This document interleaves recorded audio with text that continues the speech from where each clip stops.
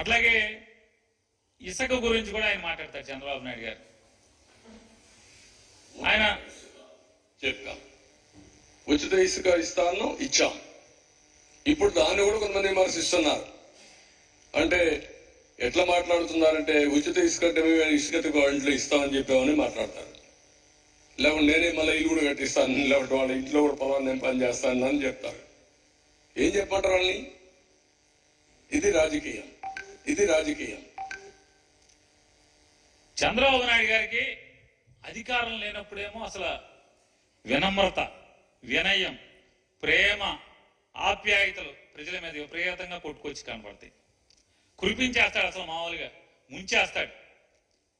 అధికారం రాగానే ఈ రకమైనటువంటి బలుపు మాటలు ఎక్సెక్కాలి, ఈ రకమైనటువంటి ఈసడింపు మాటలు.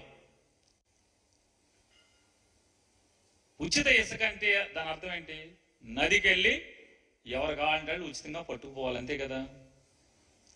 ఫ్రీగా ఇవ్వాలి కదా. ఆ ట్రాన్స్పోర్ట్ ఆడు ఏం తెచ్చుకుంటే దాంట్లో పట్టుకుపోతాడు. మరి ఫ్రీ అంటే ఏంటి?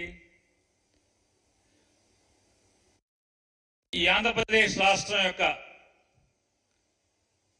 మైనింగ్ శాఖ మంత్రి నోటి ద్వారా వచ్చిన మాట 290 టన్నుకి 290 నుంచి 1330 రూపాయల వరకు ఒక్కొక్క రీచ్ని బట్టి మేము రేటు పెట్టాం.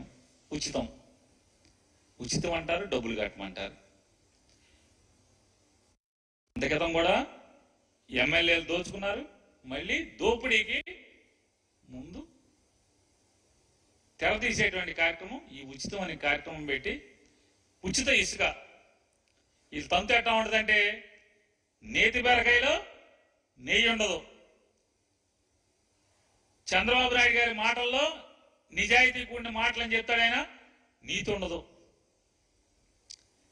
వీళ్ళ ఉచిత ఇసుకలో ఉచితం ఉండదు, వీళ్ళ ఫ్రీ ఇసుకలో ఫ్రీ ఉండదు, డబ్బులు కట్టాలి. చంద్రబాబు నాయుడు గారు, వాళ్ళ అబ్బాయి నారా లోకేష్ నాయుడు గారు, పవన్ కళ్యాణ్ గారు ముగ్గురు మాటతో ఎన్నికల ముందు మాటలు కోటలు దాటించారు. ఇవాళ ఎవరు మాట్లాడట్లా, సమాధానం చెప్పరు. ఈ జీవో ఏంటని ప్రశ్నిస్తే మాట్లాడేవాళ్ళు లేరు.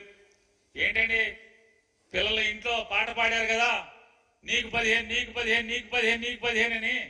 ఇవాళ ఏంటి జీవో ఏంటి? తల్లికి ఒక్కళ్ళకే అన్నారు, ఇన్ని షరతులు పెట్టారు. జగన్మోహన్ రెడ్డి గారిని విమర్శించారు.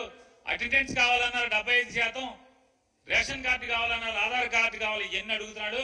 మేమేమి షరతులు పెట్టాం, ఇంట్లో ఎంతమంది పిల్లలు బయటికి వెళ్తే అంతమందికి తలో 15,000 ఇస్తామని చెప్పాను, ఆ రోజు చెప్పారు. మరి ఇవాళ మీరేం చెప్పారు జీవోలో? జగన్మోహన్ రెడ్డి గారు చెప్పినట్టే 75% అటెండెన్స్ కావాలని మీరు అడుగుతున్నారుగా, ఓటు కార్డు కావాలని అదనంగా అడుగుతున్నారుగా, రేషన్ కార్డు కావాలంటున్నారుగా, మీరు కూడా ఆధార్ కార్డు అడుగుతున్నారుగా. మరి ఇవన్నీ ఎందుకు? ఇన్ని షరతులు కావాలా అన్నారు. మేము ఒక పిల్లడికి అంటే ఎంతమంది పిల్లలు ఉంటే అంతమందికి ఇస్తామని చెప్పారు, పాట పాడారు. ఇవాళేమో ఇన్ని లేవు తూచి అని చెప్తున్నారు. ఇవాళ